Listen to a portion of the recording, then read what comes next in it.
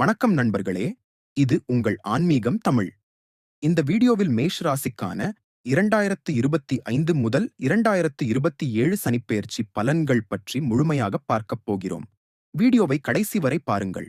மறக்காமல் like, comment, subscribe பண்ணுங்கள். சனிப்பெயர்ச்சி தேதி மார்ச் 29, 2025.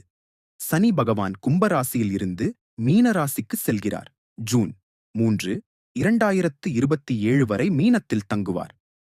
சனி பகவானின் பார்வைகள்: 3ஆம் பார்வை ரிஷபம், குடும்பம், சொத்து, வாக்கு.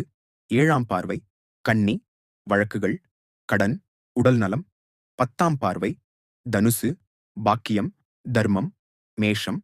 2025 முதல் 2027 சனிப்பெயர்ச்சி பலன்கள்: மன நிம்மதி மற்றும் ஆன்மீக மனதில் தெளிவு பிறக்கும். குழப்பங்கள் குறையும்.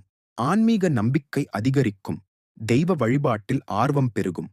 பிள்ளைகளை ஆன்மீக பக்கம் திருப்புவீர்கள். உத்தியோகம் மற்றும் தொழில் பதவி உயர்வு கிடைக்கும். அலுவலகத்தில் மதிப்பு உயரும். மேலதிகாரிகள் ஆதரவு அதிகரிக்கும். மாற்றம் எதிர்பார்த்த வேலைகளில் சாதகமான முடிவுகள்.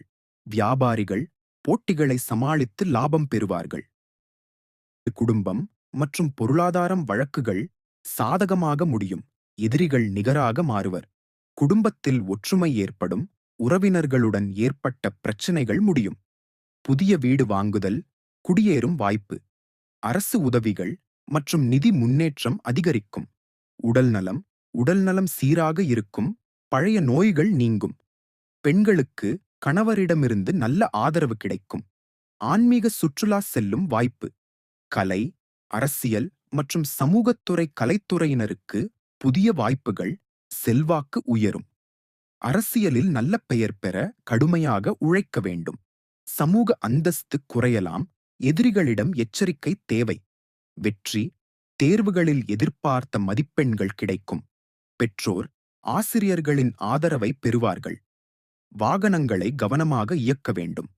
பரிகாரங்கள்: அறுபடை முருகன் கோவிலில் வழிபாடு, சுப்பிரமணிய புஜங்கம் பாராயணம் செய்யவும், செவ்வரளி மலர் அம்மனுக்கு அர்ப்பணிக்கவும். மேஷராசி அன்பர்களே, இந்த சனிப்பெயர்ச்சி உங்களுக்கு பெரிய முன்னேற்றங்களை கொடுக்க இருக்கிறது. இது உங்களுக்கு எப்படி இருக்கும் என்று கமெண்டில் சொல்லுங்க. மறக்காமல் லைக் பண்ணுங்க, கமெண்ட் பண்ணுங்க அண்ட் சப்ஸ்கிரைப் பண்ணுங்க. நன்றி. மீண்டும் சந்திப்போம்.